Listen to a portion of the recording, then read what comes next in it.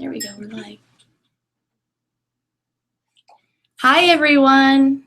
We are just starting our ANST broadcast on PsyD training for clinical neuropsychology, and Dr. Sperling is joining us just momentarily. So I'm sitting here with Dr. Stephanie Towns, and we'll get going in just a moment. Just gonna check and make sure Dr. Sperling's on his way.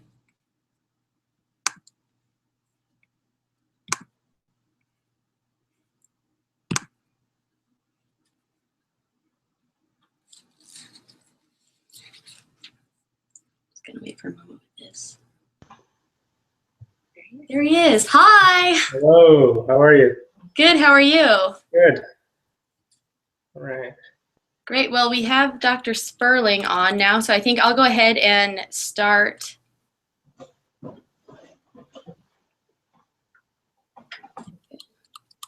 the volume up.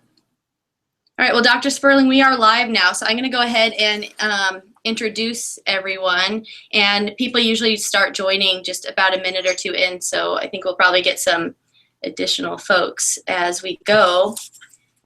But so thank you all again. This is ANST live broadcast for PsyD training in clinical neuropsychology. I want to first extend a big thank you to Carlos Albizu University and their ANST interest group, along with their reps Yvonne Rodriguez and Tara Livengood, who initiated this event.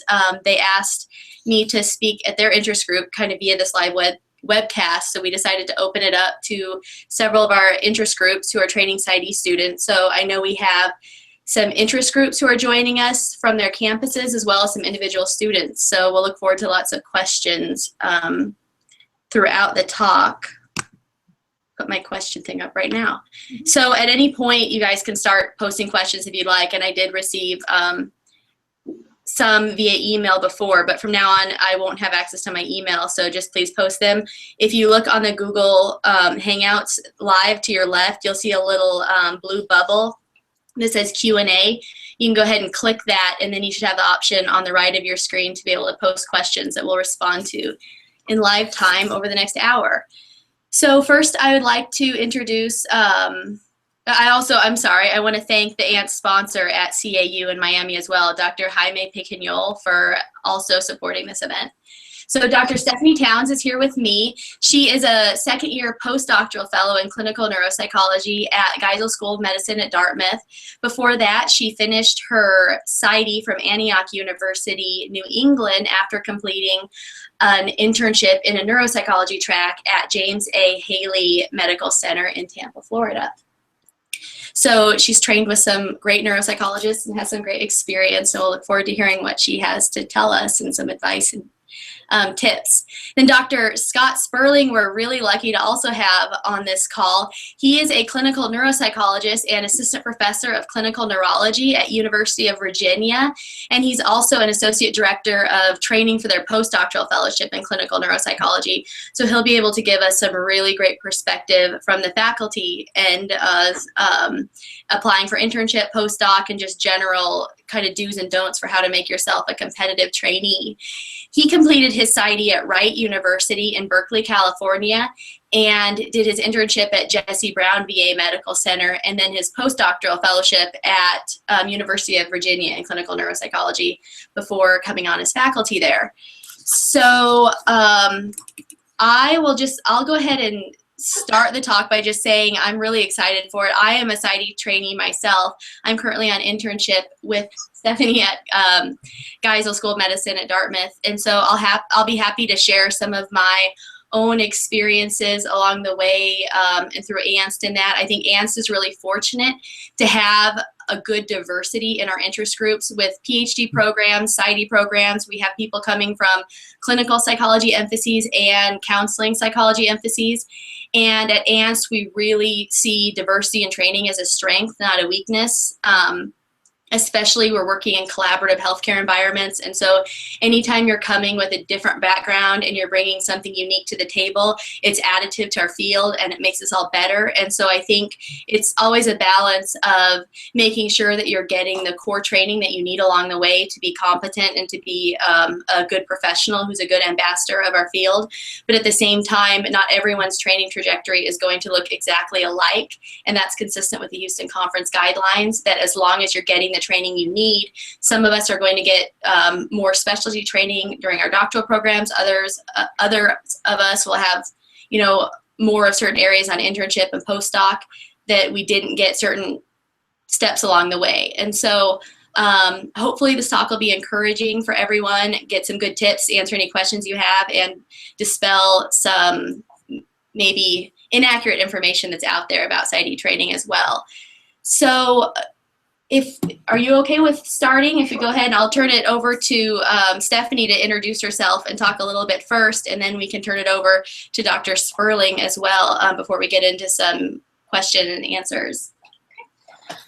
So I can certainly echo what Katie said, that, everybody has a different training trajectory. And just to start out by saying, I think there's a lot of concern for PsyDs about being able to succeed in neuropsychology, but our training program at Dartmouth has 6 positions. We have 2 interns and 4 postdocs, and 5 out of the 6 are PsyDs this year.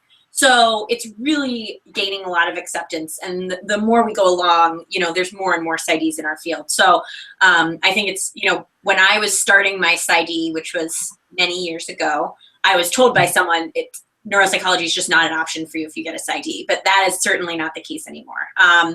So that's definitely something that's really important. I also liked what Katie said about the fact that what's really important is getting your base clinical training, and whether you get that from your program or you get that from great mentors and practicums and internships and things like that. I think, I had the experience where my program has 1 neuropsychology class. It's not taught by a neuropsychologist. It's taught by somebody who doesn't practice as a neuropsychologist. So most of my training was done with a practicum supervisors, and then on my internship and on my postdoc. And so it's certainly something that is possible. The other thing that I think we want to emphasize is that the training is what's really important. Being good at your job is what matters the most. So many PsyD students are like, why? I don't have as much research as other people, or I'm not as connected, or I don't know as many people. But what we care about is whether or not you're competent. Right now I can talk about, I was very involved in choosing the interns last year. We want to know that they're coming in competent, they know how to test, they know how to score, we can trust them to be alone with patients. And that's what we're much more concerned about, which is why we have so many PsyDs here, is that those were the people that were the most qualified, the most competent, and had really gone over and above. Now I can say, most of us in a clinical PsyD program will not be able to get the type of neuropsychological training that we need to get a competitive internship without going above and beyond our program's requirements. So, my experience was that the program is really geared for clinical psychologists and really geared for those requirements. That's what their requirements are set out for. And so I had to really get my own education and then educate my program about what's realistic for someone trying to get a neuropsychology internship. And I think getting a neuropsychology internship just makes your life so much easier as you go on trying to get a neuropsychology postdoc. So, that's something that you may have to take on a lot more responsibility in your program than somebody who's coming from a traditional program that has more neuropsychologists in it and it's tracked in that way.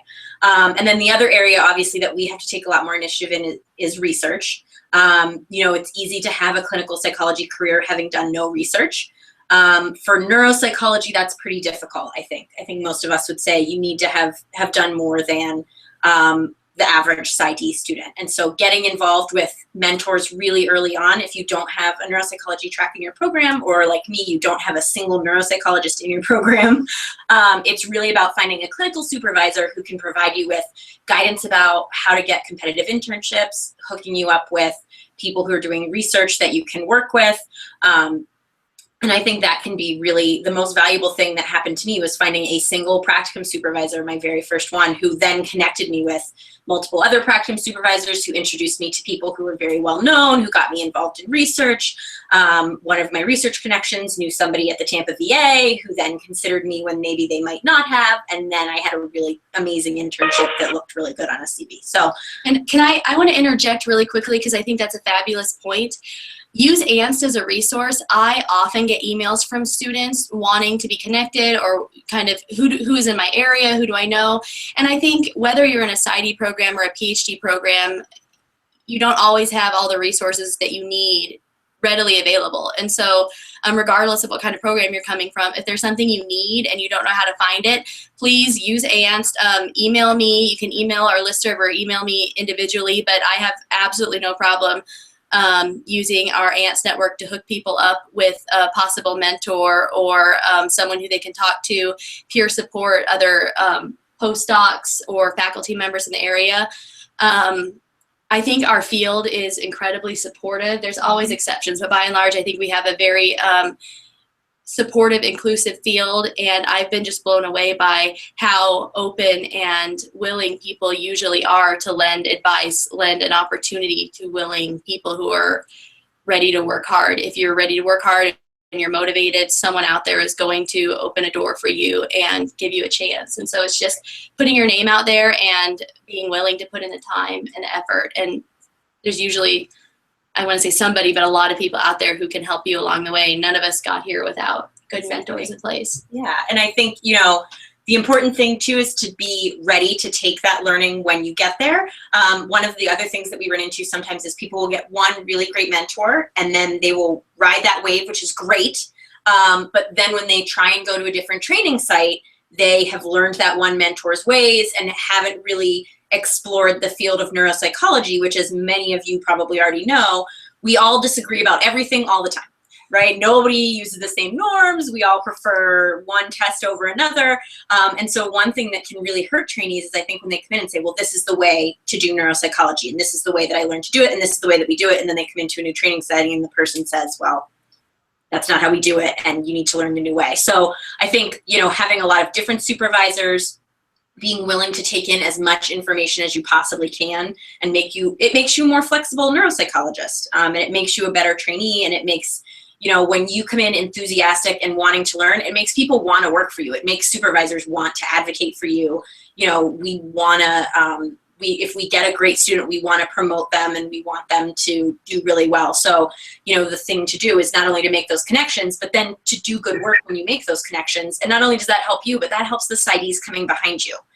Because anybody who is a little bit skeptical, if they get a really good student from your program, it's going to make a big difference. They're going to be much more willing. Like right now, we have two PsyD students from a professional school, but the first one was great, so we took another one. And so I think that really keep that in mind as well. If you can, you're not advocating just for yourselves, you're advocating for the people behind you.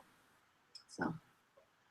Great advice. And if you have questions either specifically for Dr. Towns or Dr. Sperling, you can indicate that in the questions. And if someone wouldn't mind just sending a test question to me to make sure I have it running correctly, because I'm not the most technical savvy person. So if one of you wouldn't mind just writing test or something, or sending a question early that we can get to later. But in the meantime, I'm going to go ahead and turn it over to Dr. Sperling, if you wouldn't mind talking a little bit about your background and how you developed professionally throughout the field, and then perspectives you have on the faculty end.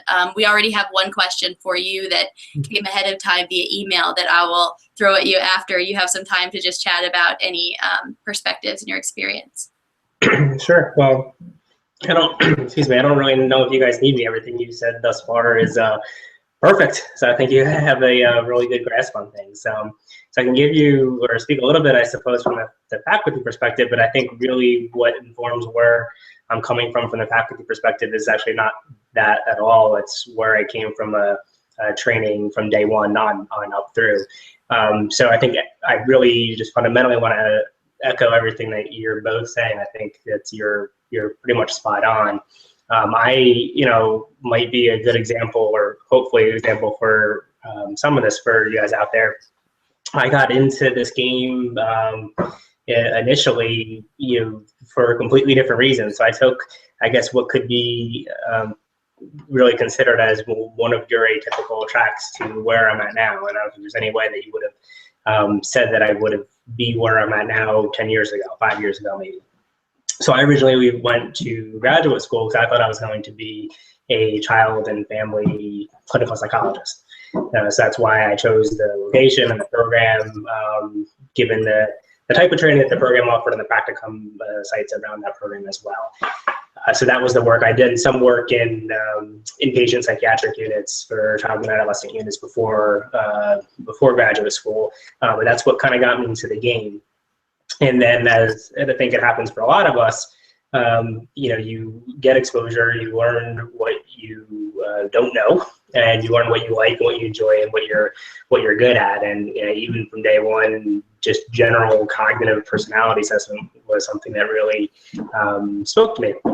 And sort of from that point forward, I think you're always tailoring your career trajectory. But I guess that would be something that I would actually have you all, if you're earlier on in your training, to be thinking about is, we talk about this idea of sort of a balance between breadth of experience and depth of experience, but you can't, particularly if you're going to do sort of subspecialty work, you can't do it all.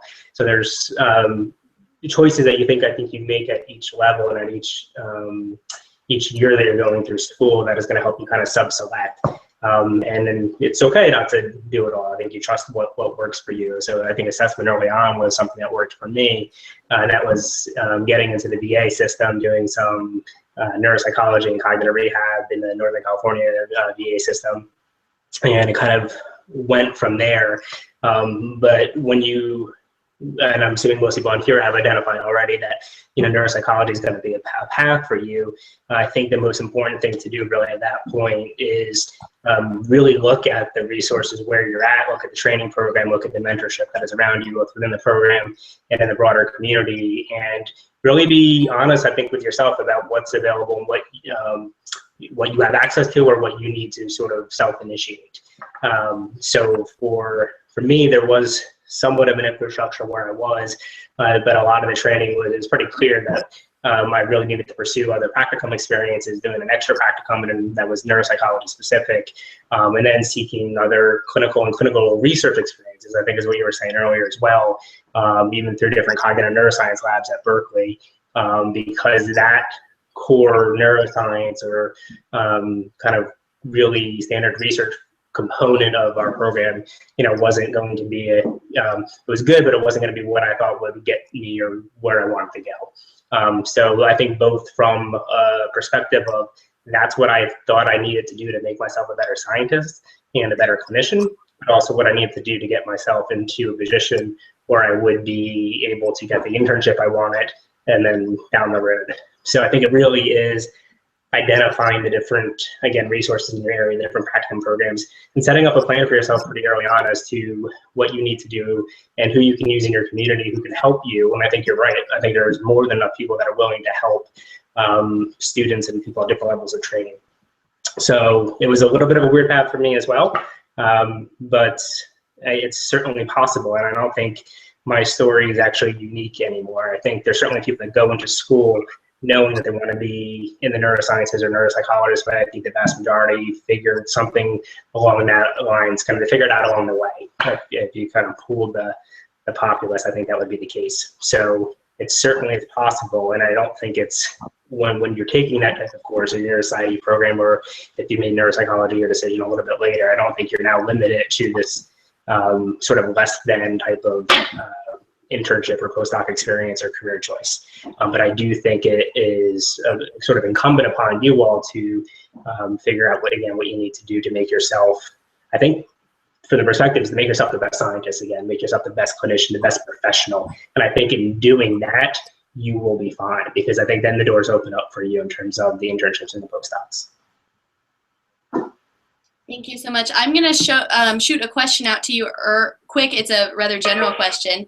And then others are welcome to post questions as well. I think I'm getting a couple via email right now. So if you can post them to the Q&A section of the Google Hangouts, that's a little easier, but I'll try to get into my email as well. This first question for Dr. Sperling, it says, mainly I'm just generally curious about particular recommendations for students looking for internships and postdocs with good emphases in neuropsychological assessment as well as psychotherapy.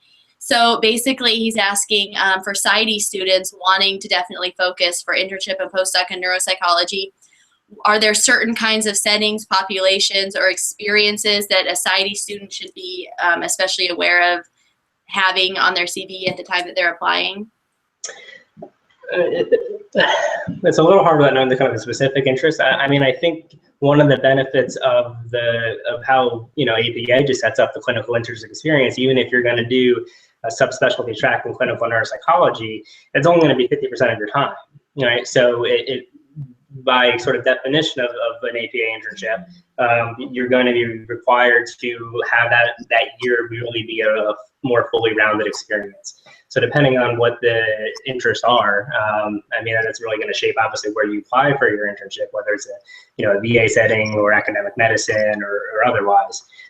So it's a little hard without saying knowing the particular experiences, but I think in a general sense, even at the doctoral or the kind of the graduate school level, there's going to be some blend there of the neuropsychological kind of assessment experience and the clinical psychologist experience. And I think that if not everybody, the vast majority of training directors at both the internship and postdoc level want not just a good neuropsychologist, but they want a good psychologist. So I don't think it's impossible to have training that blends in more of the therapeutics with the traditional neuropsychological assessment. So every setting is obviously going to be a little bit one way or the other on the continuum, but I certainly think that's feasible. Probably the best way to go about that is really just hitting the websites and communicating even directly with the training directors, which I definitely encourage you all to do. You have big training lists that are available to you. But there's absolutely nothing wrong with sending a quick email to the director, telling them what your interests are and asking what the experiences are. That shows genuine interest. So oftentimes there's ways to even tailor your program to get the balance of the neuropsychology sort of subspecialty expertise and the traditional psychotherapy that you're looking for. I can comment a little bit on that too. One of the best things best pieces of advice I got is it almost doesn't matter what your experiences are, as long as you can kind of craft the story for people. So one of the red flags sometimes will be somebody who's hopped all over the place. You're applying at a VA, but you've done child assessment and then you did inpatient psychiatric, and so you're just kind of hopping all over the place. Now, I should say, I did forensic assessment therapy in a VA and then did neuropsych. And so I was able to craft the story of, well, I did assessment, just like you were talking about earlier. I loved assessment, kind of found neuropsych, used to do my therapy practice, and then tracked into neuropsych. But I think what matters is your ability to sort of craft a narrative. So let's say you have a ton of kid experience, but you want to go to a VA. Okay, you need some adult experience, and then you can craft that narrative in your cover letter that says, I initially really liked working with kids. However, this, and this led me to working with adults, and now I really love it. Or vice versa or something. So I think really the only thing that hurts you is when you're so all over the place and the site is looking at you going, I just don't see how you would fit here. So like we're an adult site, and so when we see tons of peds experience, we immediately go, I don't know what we can give you. Or the same thing, we have a prac student who has done all peds and wants to apply to VAs. Well, VAs are going to say, we literally never see children. It's not, it's like the old, there's not a single child. So, things like that, it's really important. Just think about it. It doesn't really matter what the experience is, but sort of how you can craft your story and how you can round yourself out as you get closer to internship applications. And I just agree with you 100%. And I think that makes sense. And the earlier that you can try to sort of refine that, you don't have to have everything just from take some pressure off the shoulders. Nobody expects you to have everything figured out in your first year, your second year, your third year of graduate school, but you're building experience. So if you're building and you're working towards a particular direction, I think that is going to make sense. If you're working hard and you're doing good work, both on a research and a clinical side, I think that's what's going to matter.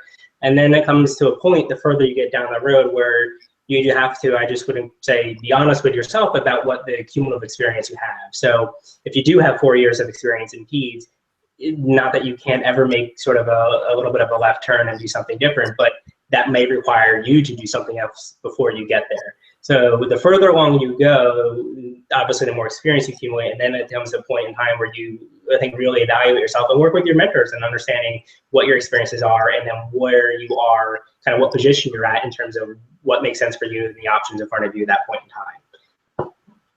And I think along with what you guys are talking about with fit, it is important to look at your individual fit and not see it as a PsyD versus a PhD fit.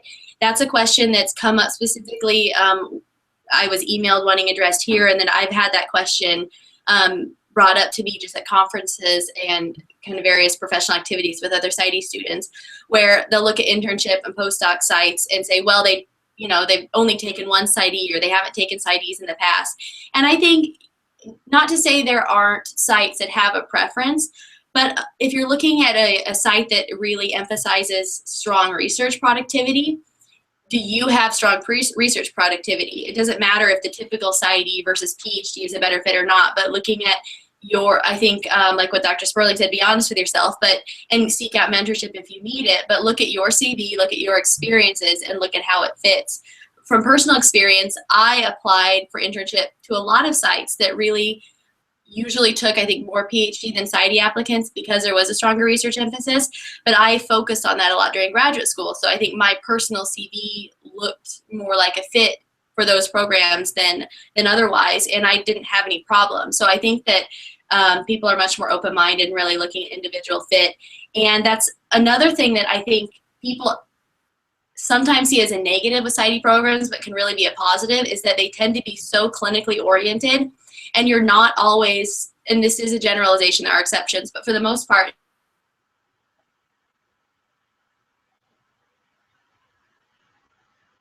or seek a research opportunity that's going to be a negative, but you also have some flexibility to really find out what clinical areas interest you and what your dedications are, and then find a lab or find a research mentor where you can have a very a story that makes sense and have your research inform your clinical work and vice versa. And in my program, that's what I was able to do. I went outside of my program and I joined a lab at a university that was in the same city and found a mentor there, and was able to have some research productivity in an area that I really liked, that I wouldn't have necessarily known going into graduate school that that's where I wanted. So I think I was able to almost make a more informed decision and have more flexibility to find research opportunities that are really a good fit for me. And so if your program does not require you to be involved in a lab, I think look at that as flexibility to be able to find a research mentor that you're really good fit with and start gaining those experiences if that's something that you want. If you're going to be targeting those programs down the road,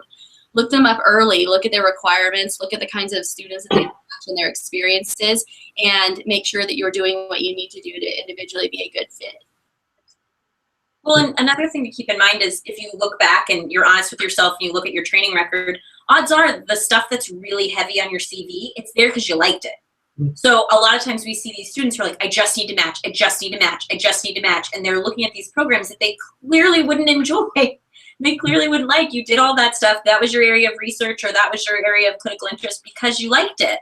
So, you know, unless you had a bad experience with it, there's nothing wrong with continuing in that direction and using that to inform what you're, because it, you know, I remember being just so desperately anxious about the internship process, but you are choosing too. It's a year of your life. It will direct partially the rest of your career. So, you know, you're choosing. Think about that. And I think on that, there's a question that's popped up that is relevant here. So I'm going to go ahead and read that, and then Dr. Towns or Dr. Sperling or both can take a stab at it. On research, I connected with a health psychologist early in my training and have been fortunate to receive additional training in research. Will my health psychology research be viewed positively by interviewers for internship or as a distraction from neuropsychology? I have strong opinions about that, but I'll hold off and let Dr. Towns and Dr. Sperling weigh in first. I mean, I think there's huge overlap between health psychologists and neuropsychologists. I think, you know, also all your research doesn't have to have been in neuropsychology, right? My dissertation had literally nothing to do with neuropsychology. Couldn't have been further away, just needed to graduate. So, you know, I don't think that's going to hurt you necessarily. I think the fact that you were research productive will always help. If it can be health related to the brain, that's great. But no, I don't think it would be considered a distraction at all. But maybe people have other opinions. I mean, even now they're considering how to get people ABAP to have backgrounds in health psychology, rehabilitation psychology, and all those other non-neuropsychology fields that do a lot of neuro. Yeah, I agree. We're health service professionals, and I think that's the term that you'll be hearing and more familiar with as time goes on here. So, like many things, it probably to some degree it depends. If you're doing some very tangential thing related to health psychology that has nothing to do with cognitive functioning, emotional functioning, behavioral functioning, distraction, probably not as relevant. Maybe not either, but my guess is that you're doing something that is somewhat tied into how people think or feel. And I think if you're doing something that is meaningful, if you're doing good scientific work, if you're showing that you're being productive and really building some foundations in terms of your kind of science piece of your career, and even if it's not directly related to neuropsychology, but you can take that and then you can explain how that education, which is education, right? I mean, how that is going to inform your next step in your career. So whether it's a continuation of the health psychology piece or whether it's something completely different, your experience in a good research lab or a good research program is not something that's just going to be left aside. So it's just good scientific training. So certainly not a distraction. And like most things, I think one of the skills that I would encourage you all to be thinking about when it comes time just for interviews is just to be thinking about your experience and how that makes sense for what is coming next. So long as you have an idea, and I would encourage you not just to do it for the sake of the interview, but for yourself to be thinking forward in terms of goal setting and what sort of a 5-year plan is for you. But if you look at your experience and you say, how does this help me get to where I'm going, wherever that might be, if you can tell that story, then you're more than okay. And I think too, it's just so important to look at neuropsychology in more of a broad sense. Neuropsychologists are brain behavior experts. To me, that is rehab psychology, that is health psychology. There's so much overlap there. ANST recently at our last APA conference, one of our speakers is Jared Bruce, who is a neuropsychologist and a prolific researcher to be so early in his career. He won the Early Career Award from APA Division 40 SCN recently. And his research is in medication compliance, which is not necessarily, I mean, it's not epilepsy, it's not dementia. It's so relevant though to health and to I think our identity as clinical neuropsychologists, and especially right now with the healthcare market being what it is and with the changes that are coming into play with the Affordable Care Act, I think we have to be flexible in using our training in statistics and in health and behavior and in brain behavior relationships in just really painting broad strokes and looking at how we can use our expertise in unconventional ways. And so that's where I think the diversity of training, of coming in with more of a rehab background or a health background, is definitely a strength if you can just tell a logical story and have it make sense and have it be relevant to where you're applying. Yeah, I mean, I'll expand on that even just a touch further.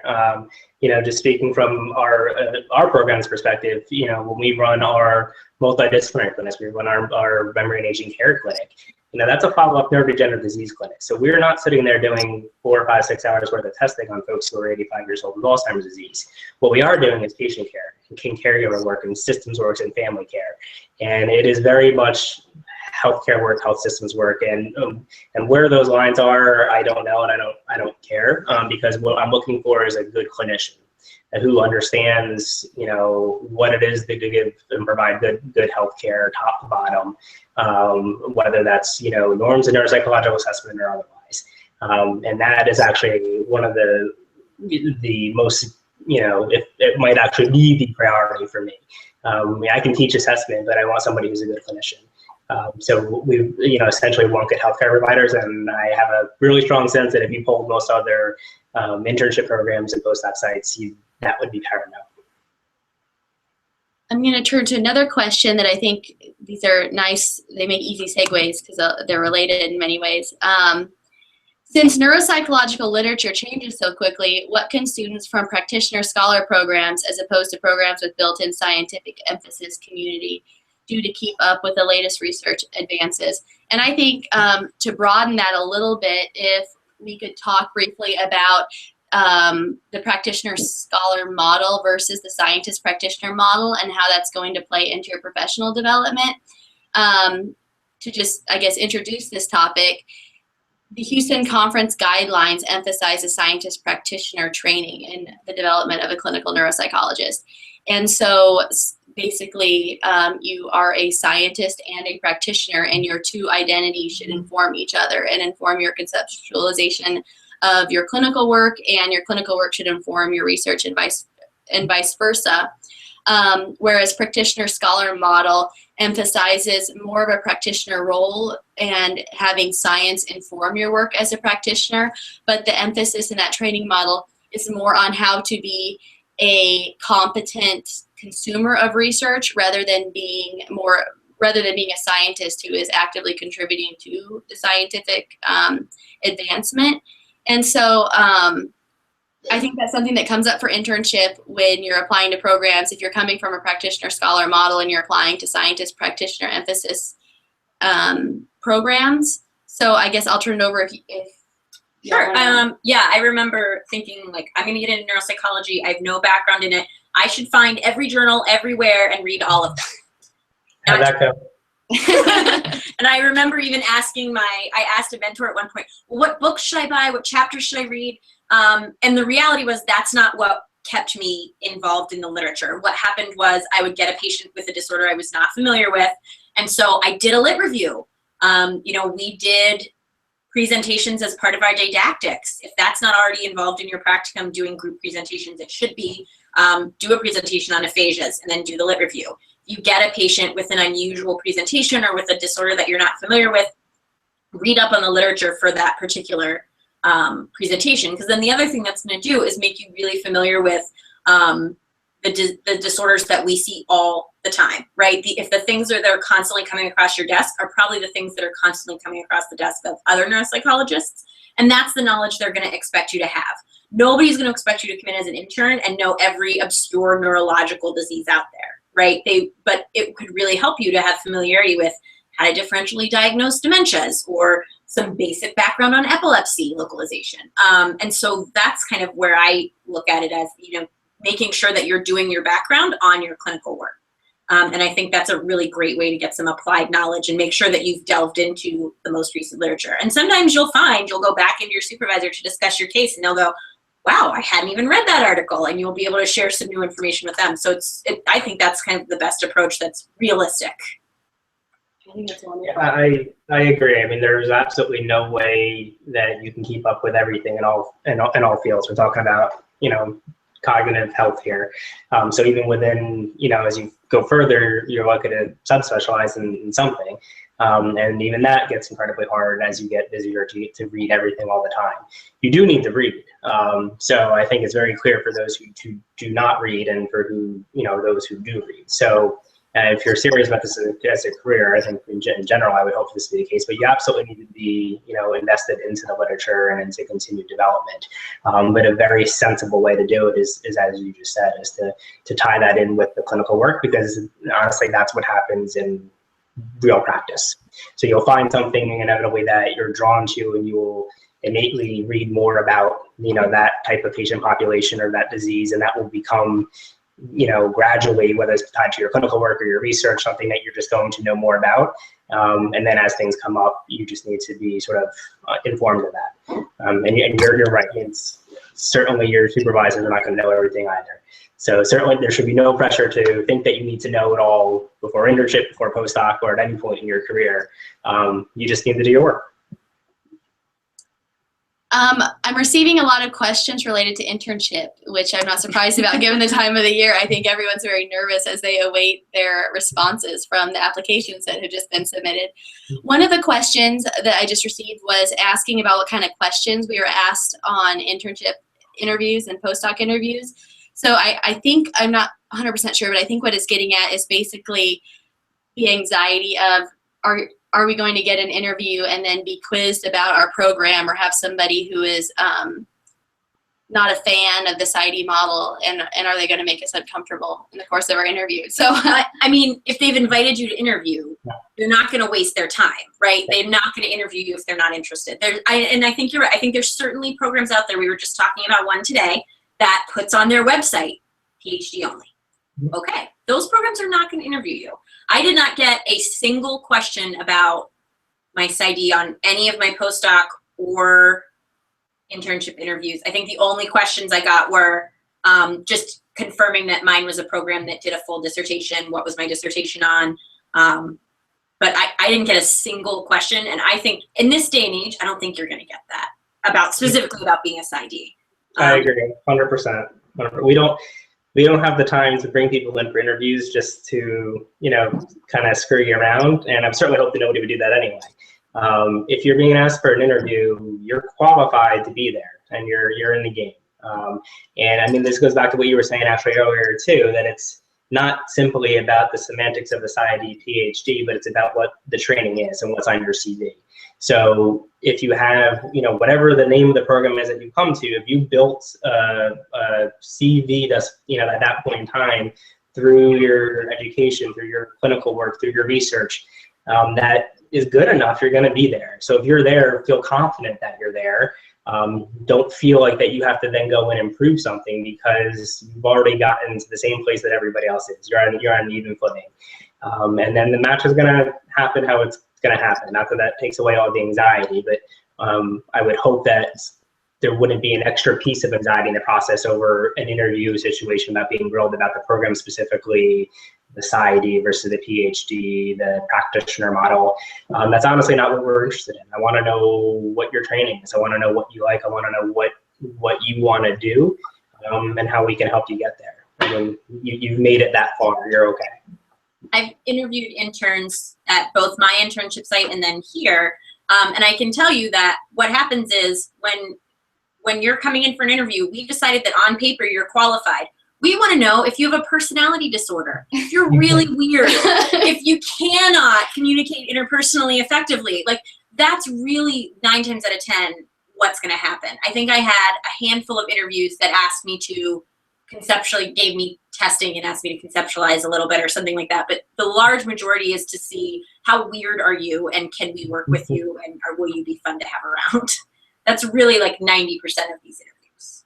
And I would throw out a caution. I think something that happens on occasion are students from PsyD models, you hear the negative stories or you hear this or that, like the lore of times of old where there was this split in the field between the PsyD and the PhD backgrounds, and you get defensive about it and you feel like you do, like Dr. Sperling said, you have something to prove. And it is important to be able to talk about the strengths of your program, the strengths of your individual training, what you've done that makes you a good applicant. But it's never a good idea to try to speak negatively of your program or to kind of emphasize what you perceive as the weaknesses, because number one, then you're showing them, if you're talking negatively about your program, they don't want to have you there as an intern, where what are you going to say about the internship program afterwards? But just be able to go in with confidence and talk about the strengths of your training and what makes you a good applicant, because even if there are certain things that you would have liked to have different in your doctoral program, we all have 24 hours in a day. And so if you had less of something, that means you had more time to have more of something else. And so I think it's a lot about perspective and framing and professional development of being able to say something nice or keep your mouth shut in certain contexts like interviews. Yeah, well, and the other thing to keep in mind is that we're interviewing you as a trainee, right? So we want to know that you're trainable. So if you come in defensive and present yourself as if you've learned everything there is to learn, you have nothing else to learn, I'm saying I don't want her. I don't want to have somebody who thinks that they've learned it all. I don't want to have to then coach them through. I don't want to make them receptive to my feedback. I want them to come in eager to learn. I want them to come in saying, I have these gaps and this is how I think you can fill them. You know, this is a training position. The idea is that you're going to come in for training, and portraying yourself as someone with gaps who's willing to learn is not a detriment at all. And just also keep in mind, just from a pure, where you get interviews, where you apply. Yeah, I don't know how many sites out there, a smaller and smaller handful that, may not, like you said, post we're not going to take PsyDs. But how many neuropsychologists are not just in training, but are practicing? How many are extremely well-respected, influential clinical psychologists, clinical, or clinical researchers? And just go, take a look around. I mean, there's a lot of neuropsychologists. They didn't all come from 2 or 3 programs. So it's not about, I think it's wasted time and energy to, whether it's right, to think about the right or wrong, or whether you're, program 1 or 2 was gonna, even entertain your application. I don't know what that's all for. I think you're much better off really investing your time in your professional development, because there's a plethora of opportunity out there that is going to get you where you need to go. And once you're there, you're going to be more than well respected by your colleagues across the board. Another question coming in. I am from a new program, not yet APA accredited. We have limited neuropsychology courses and connection with other programs in the school. What resources for additional courses or training would you recommend that would also be advantageous for internship applications? The NAN courses are nice. NAN does a lot of online, like neuroanatomy, all that type of stuff.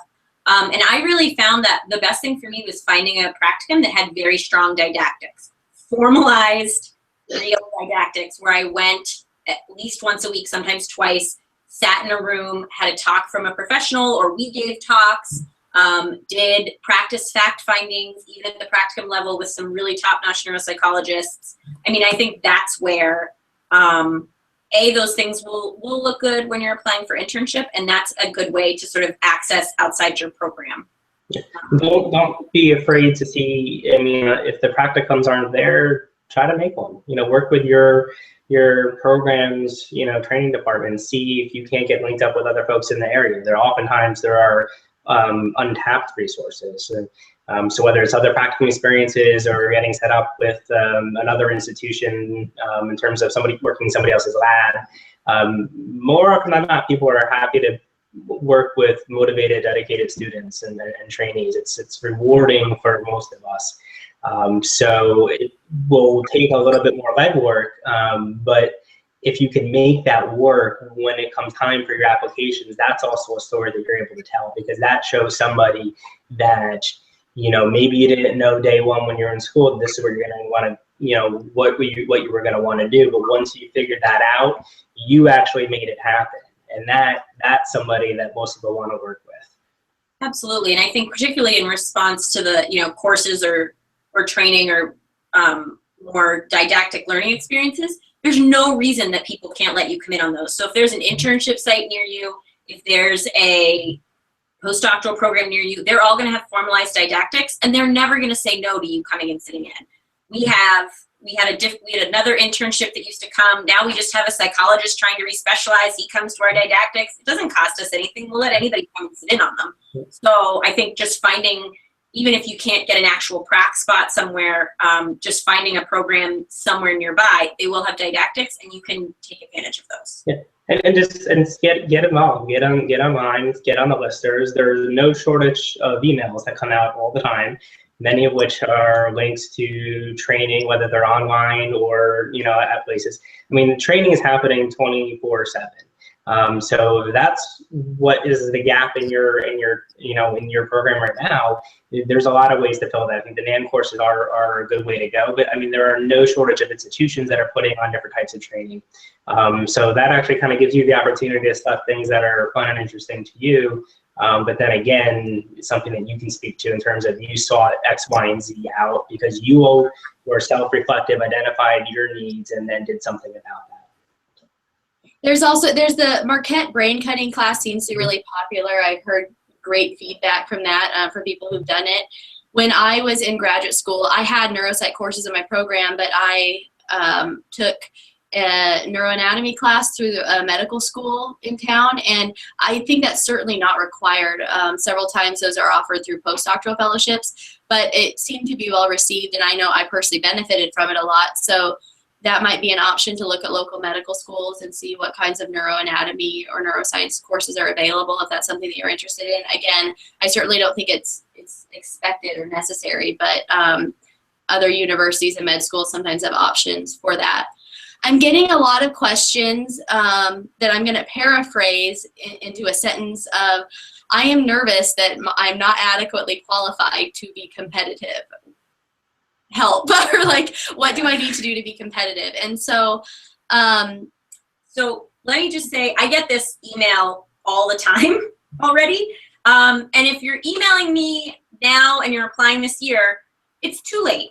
You have what you have. There's nothing you can put in your cover letter that will suddenly catapult you to the front of the pack if you're not already there. So, you know, your personal essay or your cover letter is not going to be a huge game changer. Don't make grammar errors, you'll be fine. So that's one thing I really think to keep in mind, is that to a certain extent, you got to be pragmatic. If you're applying this year, you're applying. What's going in is what you already have on your CV. There's not going to be a lot you can do right now. I mean, obviously, write a good cover letter, write good essays, but they're not going to be game changers. You have the training you have the letters you have the CV you have. Like that's what it is. And so I think that's something important to just kind of keep in. If it helps anyone, there's nothing else you can do. Just take a breath. And the other thing, you know, if you are either a few years out or you're not sure if you should apply this year, I've had a lot of people ask, like, oh, should I wait a year? I think if you're ready to go, there's no reason not to apply, right? If you don't match and you take the year to beef up your CV by doing research, doing an extra practicum, whatever else, fine. If you don't match, that's your backup plan. But, you know, you just kind of never know. And I did not feel competitive at all. And actually interviewed at some terrible internships that I ended up I was so nervous I didn't even rank them. They were so bad. But I got one really spectacular interview, and that's where I matched, and I was really happy with it. So, you know, I think also, I remember being a neuropsych person, applying a neuropsych track. Everyone else in my program was clinical. So all my clinical friends were getting so many more interviews, and they had so many more options than I did. And it was extremely nerve-wracking. But all it takes is one. It's one successful interview, one successful site, and that's it. So I think, you know, just, and keeping in mind, once you've put your applications in, or if you're at this point, there's nothing else you can do. Just, you know, try and be yourself and find a good fit for yourself. And I think too, especially for those who are earlier on in the program, if you do have questions about, because I'm receiving several questions that are basically, how do I be competitive, or what does it take to be competitive? What kinds of experiences should I have to be competitive? Seek out advice from mentors. Seek out people who will be honest with you, who will point out what your strengths are and areas for further improvement, so you can make yourself the best that you can. Get some ideas of what you can be doing with your time. Make sure you're using your time efficiently. Be a good graduate student. Reach out to ANST. Again, we are more than happy if you really have concerns about, am I doing the things I need to do? I'm happy to connect you with a neuropsychologist, a faculty somewhere, or a postdoc somewhere who would, you know, look at your CV and give you some honest feedback of, you know, I see this looks a little weak, or have you considered pursuing A, B, or C? And so I think that throughout the way, you want to have confidence in your experiences, be efficient with your time, and seek feedback to make sure that you're on track. Because everyone, I think, needs good mentorship. You're not going to do it by yourself. And so if you don't have good mentorship, to me, that's the most important thing, is find good mentorship and use good mentorship. Use it efficiently. I think there's really nothing more important than knowing how to take advantage of good mentorship and be a good mentee. So, and the only other thing I'll say, because I know we're being frustratingly vague for those of you looking for specifics, one of the things that I think automatically tosses people out is that they haven't given enough tests and they haven't written enough reports. So if you could do a practicum and you could have a year's worth of experience, if you wrote 3 integrated reports, we're not going to look at you. You know, at the internship level, we really expect that people, you know, you're not supposed to know every single test, but you should be able to get a CVLT. You should be able to give a WACE. You know, we should see that on your, you know, on your applications when you check off what you've done. We want to see that you've written quite a few reports. We want to see that you've seen quite a few patients. So, you know, having something listed on your CV is good, but the first thing our supervisor goes to is integrated reports and what tests do they know, because she doesn't want to train a prac student. She wants an intern who's already knows sort of the basics. You're not supposed to know conceptualization. We're not going to ask you about diagnoses and neuroanatomy, right? We want to know, we're perfectly willing, you know, internship and postdoc is where you learn to conceptualize and interpret and hone your report writing. But the idea is that on internship, we're not teaching you to administer, we're not teaching you to score. And I think that can be a plus for a lot of PsyD students, and something that really you should be emphasizing when you're presenting yourself in your training is most PsyD programs, you have more clinical hours. You have more clinical hours, so use them efficiently. Take advantage of those opportunities. Always, do everything you can to make yourself competent and to learn. But I mean, I think by and large, most of the time, PsyD applicants have gotten good training. One thing based on the Ritchie et al. Paper that was the update from the Mittenberg one that looked at factors related to how, I think, for internship training, and it was a poll of training directors and supervisors of neuropsych specific internship tracks. They prefer, there was a hierarchy of training settings and what was preferred. Academic medical centers were most preferred, followed by VAs, followed by, I believe, hospital, non-affiliated hospitals. And so if you have choices of where you're going to train, I think usually academic medical center with formal didactics and with a range of supervisors is going to look more competitive than a private practice. If you have those options, sometimes you don't have a lot of options. VAs usually, especially if you're going the VA route, but VAs are another well-regarded training program.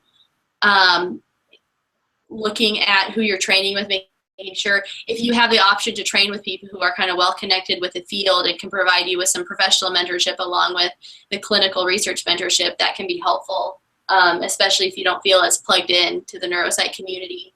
Attend conferences and meet other students and other professionals that way. Conferences are really great networking opportunities. ANST hosts events at most of the neuropsych conferences, so it's a way to meet other students and meet people a little further along in their training and kind of use what they did to gauge yourself. My approach has always been try to find the best people who I really look up to and just try to keep up. And so find mentors, find people who are just a step or two ahead of you in the program and see what they're doing and try to model it. I would second that. One of the most helpful things for me was finding, when I was an intern applying for postdoc, was working with a postdoc who had just gone through the process. And to a certain extent, he was a little bit easier for me to work with than the faculty who already were so well established and had a million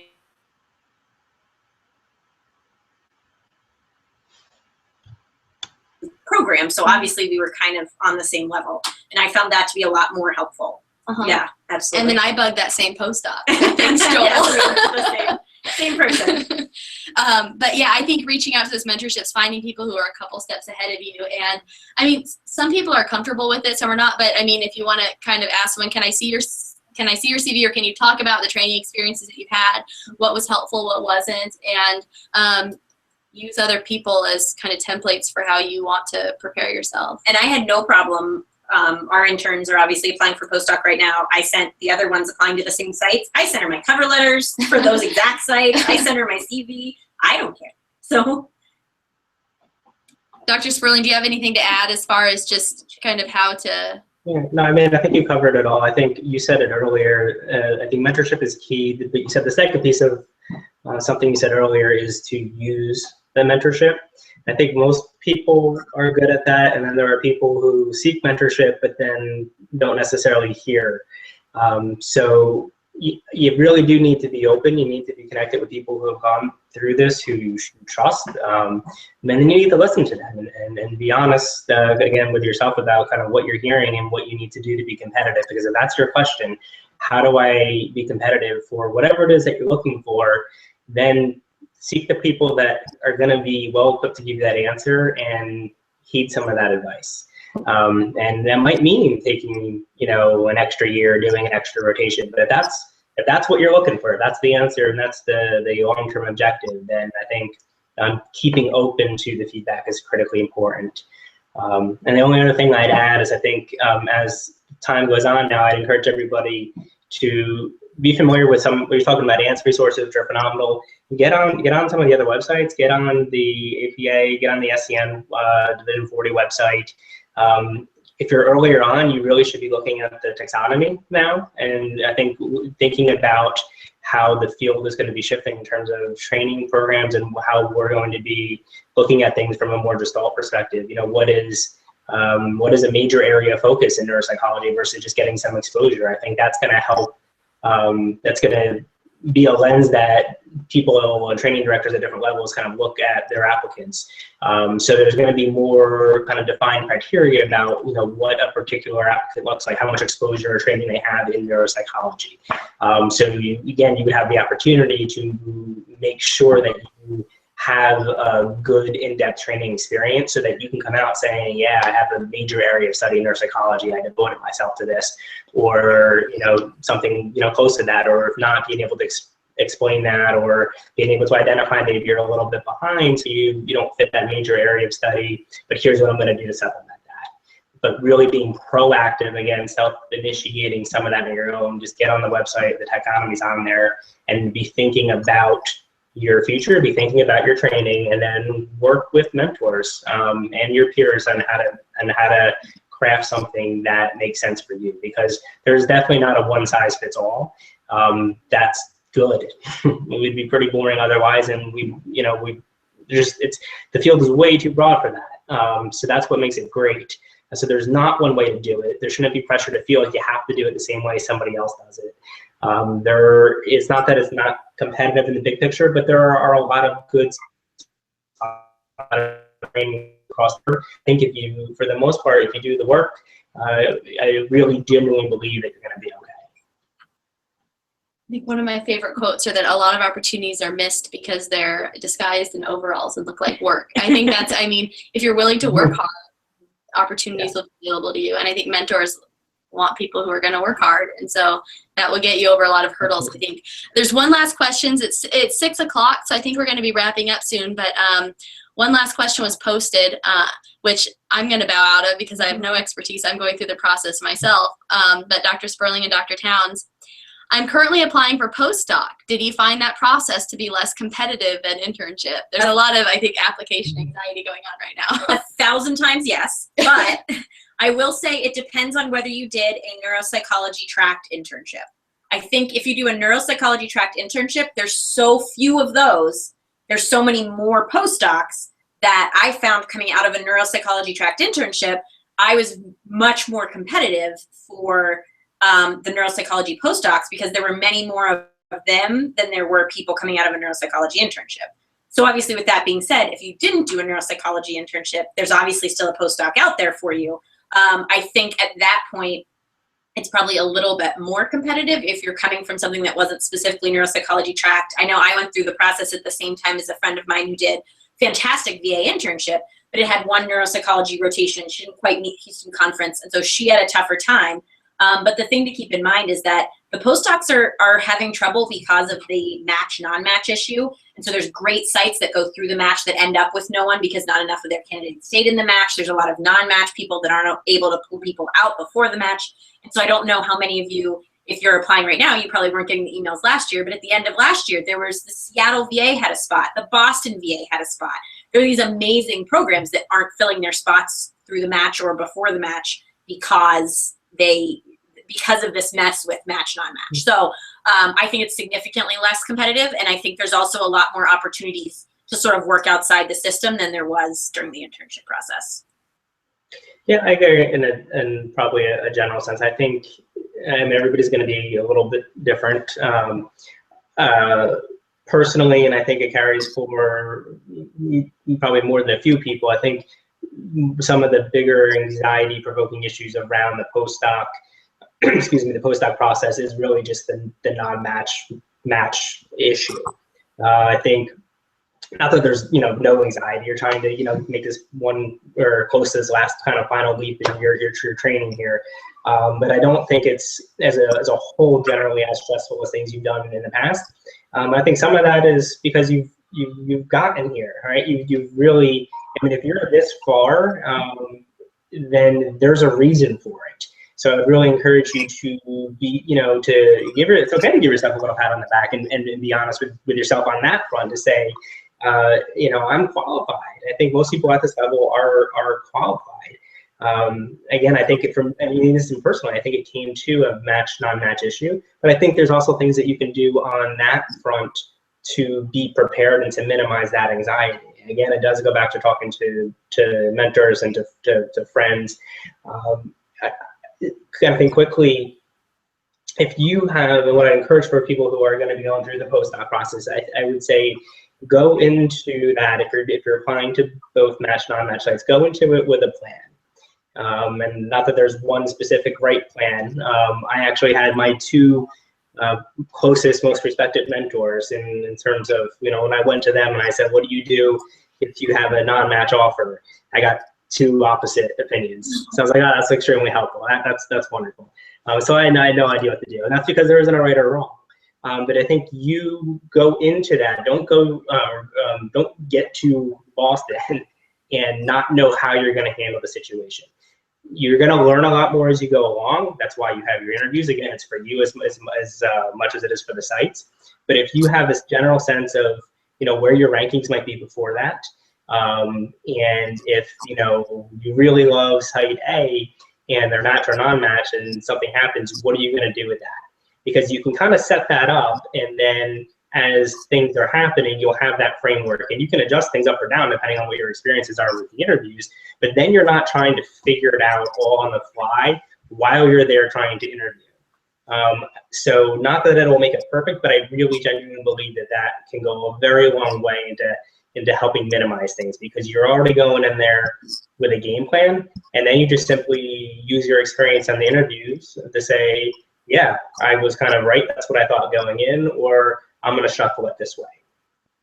I think that's such good advice. And I think, the only people I've seen who have had bad experiences, and I've really only seen a couple, are the ones who tried too hard to figure out the system or game the system. I think everybody who goes in with an honest, okay, before my interviews, before I hear from anybody, these are my rankings. I'm not going to try and play this game. I'm going to think about where I'd rather be. I'm going to be honest with people. If you have a site that's above you, that's above a non-match site, you get the offer, you tell that site right away. And I think the only people I know who've had bad experiences are the people who tried to kind of figure out how to work the system, or I heard this or I heard that, and they ended up gaming themselves out of a position that they could have had because they looked deceitful or not interested or whatever. So I think if you're honest with yourself about what you want and you follow through with that as it shifts, like Scott described, I think that's perfect, and then you'll be fine. And keep in mind, just both, whether it's postdoc or internship, there are a heck of a lot more than one really good program out there. There's more than two. There's more than three. So if you're at a point where that decision is put in front of you, you've arrived. You've done it. So you're never going to know one way or the other what was right or wrong. But I don't actually think there is a right or wrong. So you're going to have to make a decision, whether it's the day, at INS, where it's a 24-hour window, whether it's a week later, at some point in time, whether you're making your rankings, you have to make a decision. So that is always going to be a little bit difficult, but you're never going to know exactly what's up. So go in with a game plan. Be happy for yourself for a moment that you have offers, that you've done all of your training thus far. You're going to get a postdoc. You're set. And just go from there. I think the thing that I told myself over and over again during the postdoc process, and it relieved the anxiety a little bit, was there's no bad choices at that point. There was nowhere that I interviewed or had applied to that was a bad choice. If it is, why did you apply there? Exactly. So you're going to be fine. There's no bad choices at this level. Yep. It's a small. It doesn't seem it, but it's a small pool at this stage. There's not as many folks. I mean, if you even just look around at the conference, there's not a lot of folks. So you've gone and you've done well for yourself. So we went a little bit over, but I think do either of you have any kind of closing words or any last minute pieces of advice that you wanted to share before we close up shop? Okay. Nope. I would say I won't be able to. I don't know how many people are watching this, so I won't be able to answer 900 emails. But I just one last plug for finding mentors and really taking that to heart. I certainly don't mind an email or a call at anybody at any stage in terms of how do you do this, whether it's a PsyD question or otherwise. So feel free to reach out to me and or somebody. But I think it will be well received, and I encourage you all to just keep plugging away. Yeah, feel free to, Katie can give out my contact. Yeah, feel free. We have an amazing officer committee at ANST and a good network of professional mentors, Dr. Sperling and others. So feel free to email me. You already have my email, so I will field that and kind of forward you on. Thank you so much, Dr. Sperling and Dr. Towns. Really excited to be able to have this talk, and thank you to the CAU interest group, to Yvonne and to Tara for setting this up, and to Dr. Picagnol for supporting I think a great idea that was hopefully helpful. Thank you all for joining, and please let your colleagues know if there are other classmates that were not able to make the call live. This will go straight up to ANST is our YouTube page. So your friends and colleagues can watch it there if they weren't able to catch the live version. So thank you all, and have fun, hopefully being a little less anxious tonight. Thank you.